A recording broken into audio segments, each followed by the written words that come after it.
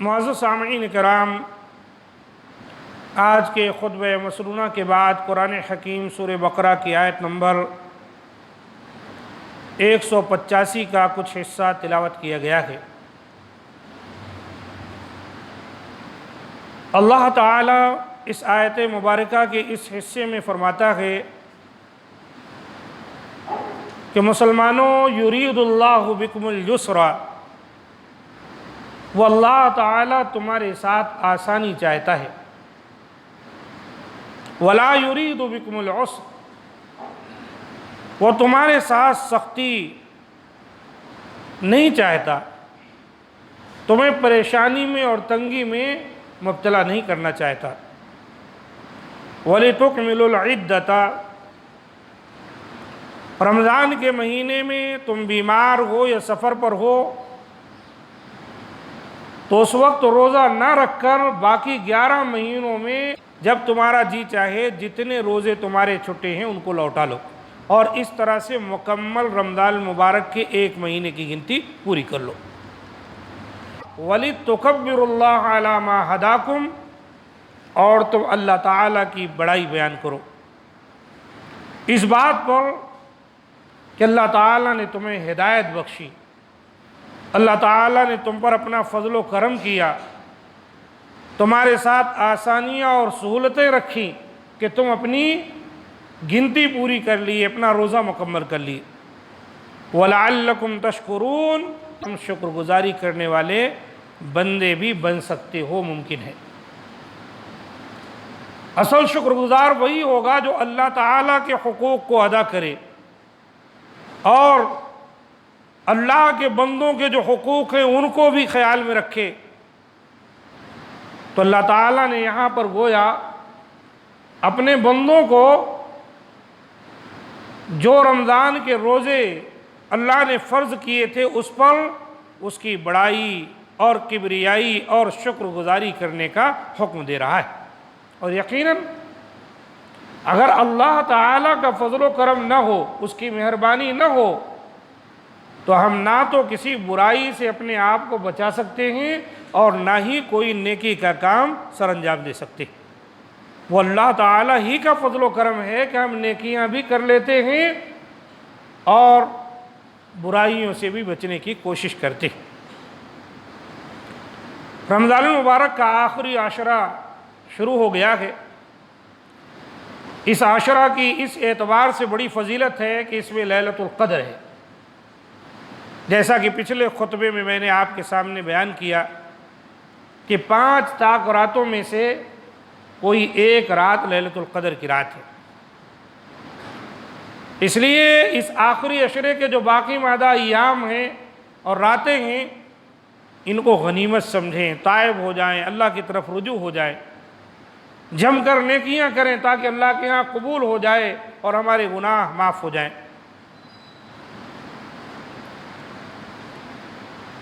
اب وہ اس طرف آتے ہیں کہ آخر وہ کون کون سی چیزیں ہیں جو رمضان کے اختتام پر ہم پر لازم ہوتی۔ ان میں سب سے پہلی چیز ہے صدقۃ الفطر، زکوٰۃ الفطر، جسے فطرانہ کہا جاتا ہے۔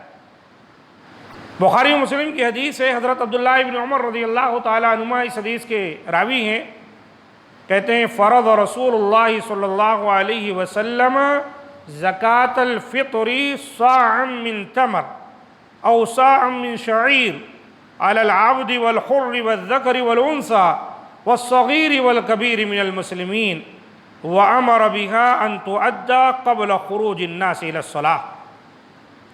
رسول اللہ صلی اللہ علیہ وسلم نے فطرانہ فرض کیا ہے، کھجور یا جو کا 1 صاع، جو کچھ ہم کھاتے ہیں، ہمارے ہاں چاول ہے، آٹا ہے، گیہوں ہے، تو یہ کھانے میں سے اللہ کے رسول نے فرض کیا ہے، پیسہ نہیں دینا ہے، اور وہ 1 صاع ہے، غلام پر بھی، آزاد پر بھی، مرد پر بھی اور عورت پر بھی، اور مسلمانوں سے ہر چھوٹے بڑے پر اس کو فرض قرار دیا گیا ہے، حتیٰ کہ عید کی رات میں جو بچہ پیدا ہوگا اس کی طرف سے بھی دیں گے۔ اور آپ نے حکم دیا کہ یہ نماز عید کے لیے لوگوں کے نکلنے سے پہلے ادا کیا جائے۔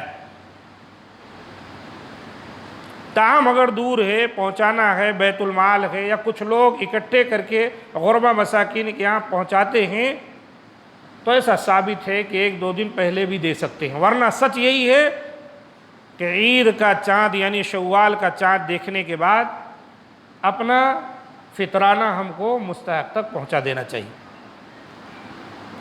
اس حدیث سے ثابت ہوا کہ رسول اکرم صلی اللہ علیہ وسلم نے جو فطرانہ فرض کیا وہ کھانے کے اجناس میں سے 1 صاع ہے، جس کا وزن تقریباً 2.5 کلوگرام ہوتا ہے۔ 1 صاع 4 مد کا ہوتا ہے۔ مد کس کو کہتے جانتے ہیں؟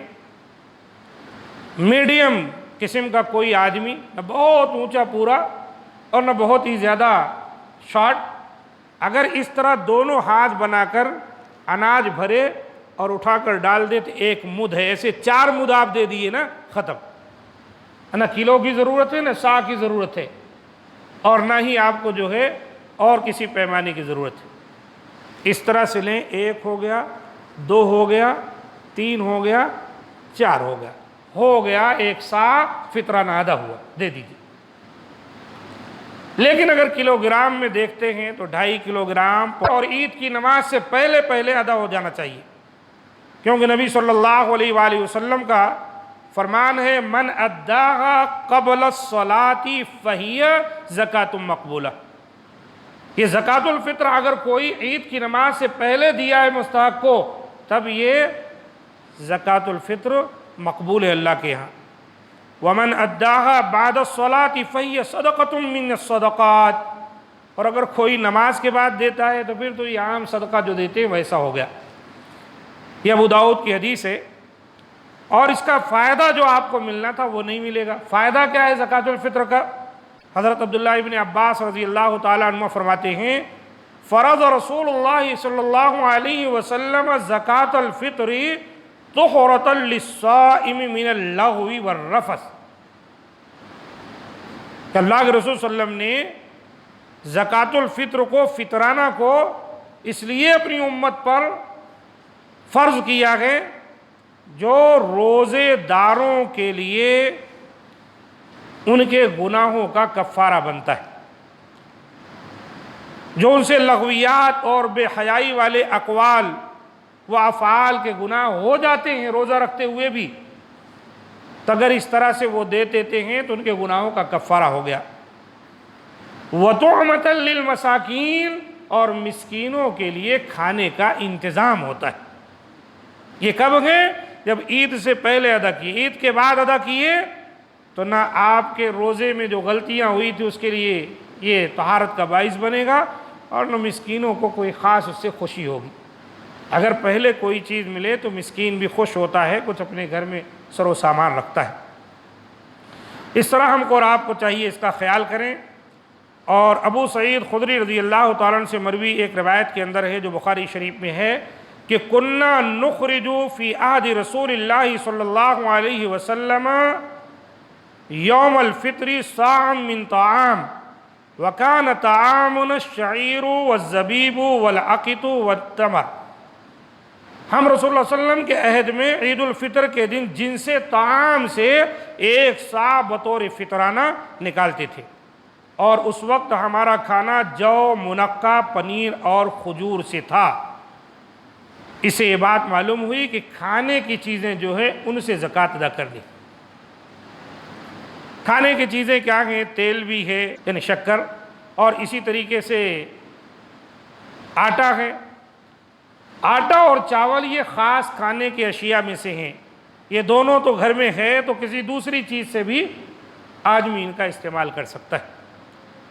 اب اگر کوئی جو اتنا زکوٰۃ الفطر بنتا ہے اس سے اگر کوئی اور بھی تمام چیزیں، تیل بھی، گھی بھی، دودھ بھی، دال بھی اور تمام چیزیں بنا کر کسی کے پاس پیکج بھیج دیتا ہے تو بہت اچھی چیز ہے، تو مکمل کھانے کی چیز اس کے پاس ہو گئی۔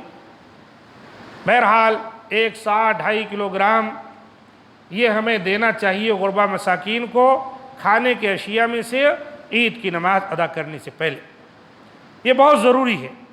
اس کا فائدہ کیا ہے کہ ہمارے روزے رکھتے ہوئے جو ہم سے غلطیاں ہو گئی ہیں روزہ رکھتے ہوئے، اللہ تعالیٰ ان غلطیوں کو معاف فرما دے گا، یہ اس کے لیے کفارہ بن جائیں گے۔ اس بات کو سمجھنے کے بعد اب آگے بڑھتے ہیں عید الفطر کے آداب کیا ہیں۔ بہت سارے آداب نبی صلی اللہ علیہ وسلم سے ثابت تھے۔ سب سے پہلی چیز یہ ہے کہ جیسے ہم شوال کا چاند دیکھتے ہیں ہم کو تکبیرات کہنی چاہیے، اللہ اکبر لا الہ الا اللہ واللہ اکبر وللہ الحمد۔ یہ ہمیں کب تک پڑھتے رہنا چاہیے؟ عیدگاہ میں جانے کے بعد جب تک امام نہیں آ جاتا۔ جب امام صاحب پہنچ گئے تب بند کر دیں۔ اور اسی طریقے سے نماز کے لیے نکلنے سے پہلے غسل کرنا چاہیے، خوشبو وغیرہ لگا لیں، اللہ نے جو بھی صاف ستھرا عنایت کیا ہے کپڑا پہن لیں اور عید کی نماز کے لیے جائیں۔ حضرت عبداللہ ابن عمر رضی اللہ تعالیٰ عنہ عیدگاہ کو جانے سے پہلے غسل کیا کرتے تھے۔ اور اسی طرح گھر سے روانگی سے قبل طاق عدد میں کھجوریں کھانا بھی مسنون ہے۔ 1 کھا لیں، 3 کھا لیں، 5 کھا لیں، جیسی حاجت ہے عید الفطر والے دن، کیونکہ اللہ کے رسول ایسا کرتے تھے۔ عیدگاہ کو پیدل جانا اور وہاں سے پیدل واپس آنا مسنون ہے۔ اگر قریب ہے تو بہت دور ہے، ضروری ہے کہ سواری کریں تب ایک الگ مسئلہ ہے، ورنہ اگر قریب ہے جا سکتے ہیں تو 15-20 منٹ کا راستہ پہلے بھی جو ہے آپ پیدل جا کے طے کر لیں۔ تو یہ نبی صلی اللہ علیہ وسلم کی سنت ہے کہ کان رسول اللہ صلی اللہ علیہ وسلم یخرج الی العید ماشیا ویرجع ماشیا، اس کا یہی معنی ہے۔ نماز عید کے لیے گھر والوں کو بھی ساتھ لے کر جانا چاہیے۔ عید کی نماز میدان میں ادا کی جائے اور خواتین بھی جائیں۔ صحیح حدیث سے یہ بات ثابت ہے، حتیٰ کہ آپ نے فرمایا کہ جو خواتین نماز نہیں پڑھتی ہیں عذر کی وجہ سے وہ بھی جائیں، امام کے ساتھ دعا میں شریک ہوں۔ بخاری مسلم میں یہ حدیث آئی۔ نماز عید جیسا کہ کہا گیا میدان میں پڑھنا چاہیے، لیکن بارش ہے، کوئی مجبوری ہے تو مساجد میں بھی نماز عید ادا کی جا سکتی، جیسے کرونا کی وجہ سے ایک مسئلہ ہے، مسجدوں میں ادا کی جا سکتی۔ اور خواتین کے لیے چونکہ جگہ کم ہوتی ہے اور خواتین کے ساتھ بچے وغیرہ بھی رہتے ہیں، اس اعتبار سے حالات کے پیش نظر اگر ان کو روک بھی دیا جائے تو کوئی حرج نہیں ہے، کیونکہ ہمارا دین ہر زمانے کا مقابلہ کرتا ہے اور حالات کو اپنے سامنے رکھ کر مسلمانوں کو چلنا سکھلاتا ہے۔ اسی طریقے سے عیدگاہ کی طرف جاتے ہوئے تکبیرات بلند کرتے ہوئے جانا چاہیے۔ جس راستے سے جا رہے ہیں، گاڑی سے جا رہے ہیں، موٹر سے جا رہے ہیں، اللہ اکبر لا الہ الا اللہ واللہ اکبر وللہ الحمد بلند آواز سے، اور خواتین اتنے بلند کی جو خود سن سکے، اس طرح کرتے ہوئے کہتے ہوئے جانا چاہیے۔ اور عیدگاہ میں پہنچ کر جب تک امام نماز عید کے لیے صفیں سیدھی کرنے کا حکم نہ دے اس وقت تک یہ تکبیرات بدستور پڑھتے رہنا چاہیے۔ صحیح تو یہی ہے کہ سارے لوگ اپنے اپنے اعتبار سے پڑھتے رہیں۔ اب یہ نہیں کہ کوئی اسپیکر پکڑ کے پڑھے تو آپ ان کے پیچھے پیچھے پڑھیں۔ اب کوئی یاد دہانی کرا دیتا ہے تو کوئی حرج نہیں، کیونکہ ادھر ادھر ذہن ہمارا چلا جاتا ہے، تو بہتر ہے کہ کوئی یاد دہانی کرا دیا اور آپ پھر پڑھنے لگ گئے تو بہتر ہے۔ لیکن ایسا نہ ہو کہ ایک صاحب پڑھے تو آپ ان کے پیچھے پڑھیں، بلکہ آپ کو یاد آ جائے فوری آپ پڑھنا شروع کر دیں۔ اور اسی طریقے سے نماز عید سے پہلے اور اس کے بعد کوئی نفل نماز نہیں ہے۔ عیدگاہ آپ گئے سیدھا جا کے بیٹھ جائے۔ ہاں اگر مسجد میں نماز ہو رہی ہے کسی مجبوری کی وجہ سے تو مسجد میں چونکہ بیٹھنے سے پہلے 2 رکعت پڑھنا ضروری ہے، اس کے لیے آپ 2 رکعت پڑھ کے بیٹھے مسجد میں آئے ہیں تو، کیونکہ اللہ کے رسول کا حکم ہے کہ جب تم میں کا کوئی مسجد میں آئے تو بیٹھنے سے پہلے 2 رکعت پڑھ لے، لہذا مسجد میں آئے ہیں تو بیٹھنے سے پہلے 2 رکعت پڑھ لے۔ باقی میدان میں ہیں تو کوئی بھی عید سے پہلے نہ عید کے بعد کوئی نماز نہیں۔ نماز عید سے پہلے اذان اور اس کی اقامت بھی مشروع نہیں، نہ اذان ہے نہ اقامت۔ ہاں ایک الگ بات ہے کہ اگر مائک میں اعلان کر دیا جائے کہ نماز کا وقت ہو گیا ہے تشریف لائیں، یا اس طرح کی کوئی بات کہہ دی جائے تو بہتر ہے۔ یہ اعلان بولے کہ اپنی زبان میں کہ بھئی جلدی پہنچ جائیں عید کی نماز ہونے والی ہے تو کوئی حرج نہیں۔ اسی طریقے سے اب جب ہم یہ تمام باتیں سمجھ گئے مختصراً جن کو عمل میں لانا چاہیے ہم کو اور آپ کو، تو یہ بھی سمجھ لیں کہ عید کی نماز کیسے ادا کی جائے گی۔ اس وقت اس مسئلے کو سمجھنا اس لیے بھی بہت ضروری ہے کہ ہماری خواتین یا ہو سکتا ہے بڑے بزرگ لوگ گھروں میں ہی عید کی نماز ادا کریں، تو عید کی نماز کیسے پڑھیں گے؟ اگر نہیں جانتے تو ہم کو اور آپ کو چاہیے اس کو سیکھ لیں۔ عیدگاہ جاتے ہیں تو امام صاحب پڑھاتے ہیں، ہم ان کے پیچھے پیچھے پڑھ لیتے ہیں۔ تو عید کی نماز بھی بالکل بعین ہی ویسے ہی پڑھنی ہے جیسے عام نمازیں ہم پڑھتے ہیں، فرض ہے، سنتیں ہیں، لیکن بس اس میں فرق یہ ہے کہ شروع میں قراءت سے پہلے 7 تکبیریں کہی جاتی ہیں۔ الحمدللہ رب العالمین ہم قراءت کرتے ہیں، جب اللہ اکبر کہتے ہیں ہم نا تو 7 تکبیریں قراءت سے پہلے کی جاتی ہیں۔ اب یہ سوال یہ ہے کہ تکبیر تحریمہ کی تکبیر اس میں ملی ہوئی ہے یا وہ 8ویں تکبیر ہوگی؟ اس کے اندر اختلاف ہے۔ بعض کہتے ہیں کہ نہیں، وہ اس میں شامل ہے، تکبیر تحریمہ کے بعد 6 تکبیریں کہنی چاہیے، اور کچھ نے کہا ہے نہیں، 7 تکبیریں زائد ہیں تکبیر تحریمہ کے علاوہ۔ بہرکیف یہ بڑا مسئلہ نہیں ہے، 7 تکبیر ہونی چاہیے چاہے جس طرح۔ اب اس کے بعد ہاتھ باندھ لیں گے اور اب قراءت کریں گے۔ پہلے ثنا پڑھیں گے، اس کے بعد سورہ فاتحہ پڑھیں گے تعوذ اور بسملہ کے بعد۔ پھر سنت تو یہ ہے کہ سورہ اعلیٰ سبح اسم ربک الاعلیٰ پہلی رکعت میں اور دوسری رکعت میں سورہ غاشیہ پڑھیں، اور نبی صلی اللہ علیہ وسلم سے پہلی رکعت میں سورہ قمر اور دوسری رکعت میں سورہ قاف بھی پڑھنا ثابت ہے۔ اب اس کے بعد پوری نماز ویسے پڑھیں، رکوع ہوگا، سجدہ، ساری چیز۔ اب جب ہم پہلی رکعت مکمل کر کے دوسرے سجدے سے بیٹھنے کے بعد اٹھے تو اب جو ہے قراءت سے پہلے پھر 5 تکبیریں کہنی۔ کیا تکبیر میں ہاتھ اٹھائیں گے؟ اللہ کے رسول سے تو ہاتھ اٹھانا ثابت نہیں، لیکن صحابہ کرام کا کچھ اجتہاد ہے کہ اللہ کے رسول رکوع سے پہلے والی تمام تکبیرات میں رفع الیدین کیا کرتے تھے، تو لہذا اگر کوئی رفع الیدین کرتا ہے تو کوئی حرج نہیں، کوئی نہیں کرنا چاہتا ہے کہ اللہ کے رسول سے ثابت نہیں نہ کرے، لیکن پہلی مرتبہ جو تکبیر تحریمہ کے طور پر آپ اٹھائیں گے اس میں تو رفع الیدین کرنا ہے۔ اب یہ دوسری رکعت کے لیے جب آپ اٹھے ہیں تو اس میں بھی 5 تکبیریں کہہ دیے، اور اس کے بعد پھر اعوذ باللہ بسم اللہ کے ساتھ سورہ فاتحہ، اور پھر جو ہے ضمی سورہ، سورہ غاشیہ یا سورہ قاف یا قرآن مجید سے جو صورتیں آپ کو یاد ہیں وہ پڑھ لیں۔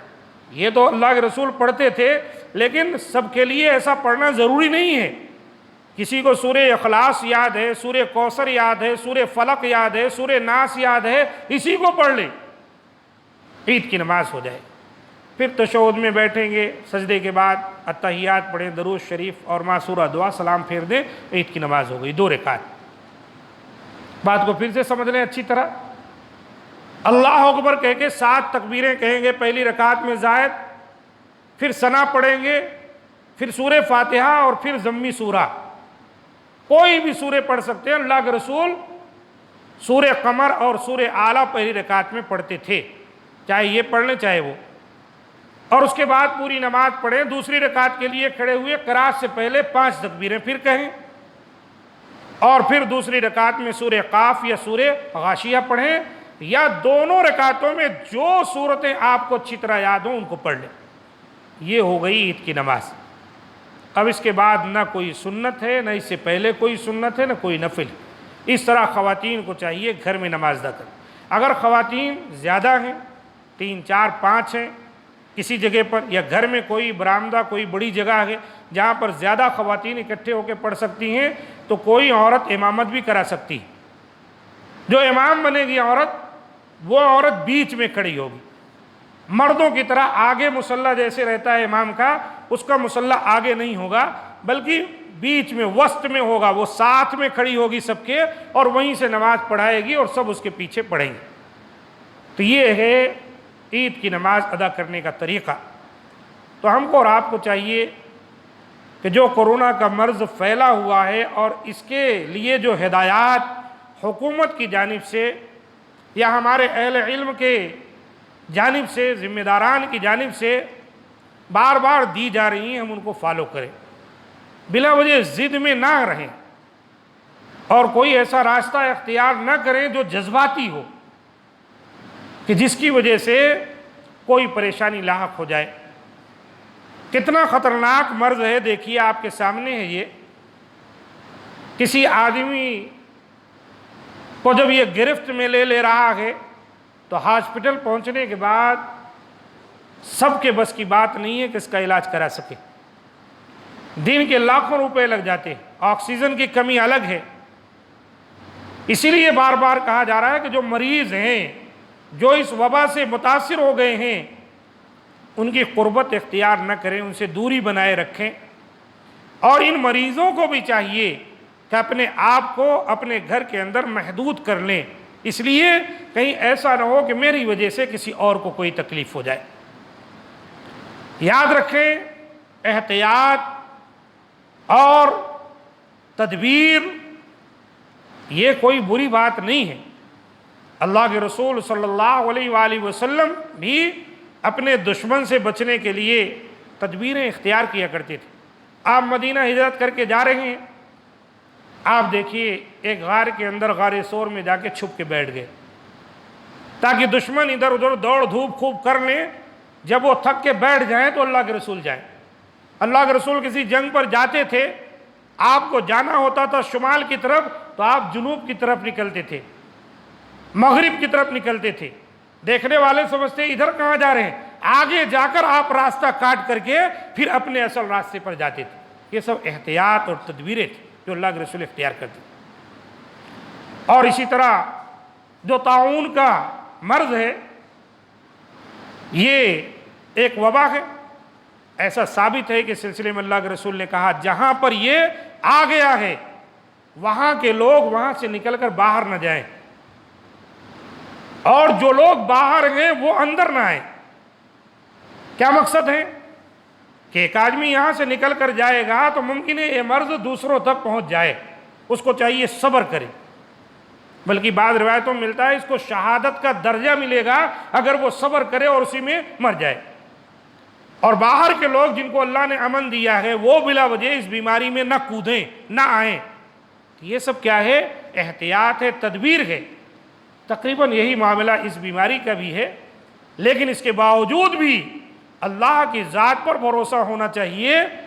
کسی انسان سے نفرت کرنا اور اس کی قربت سے محض گھن کھانا یا کچھ اور سمجھنا غلط ہے۔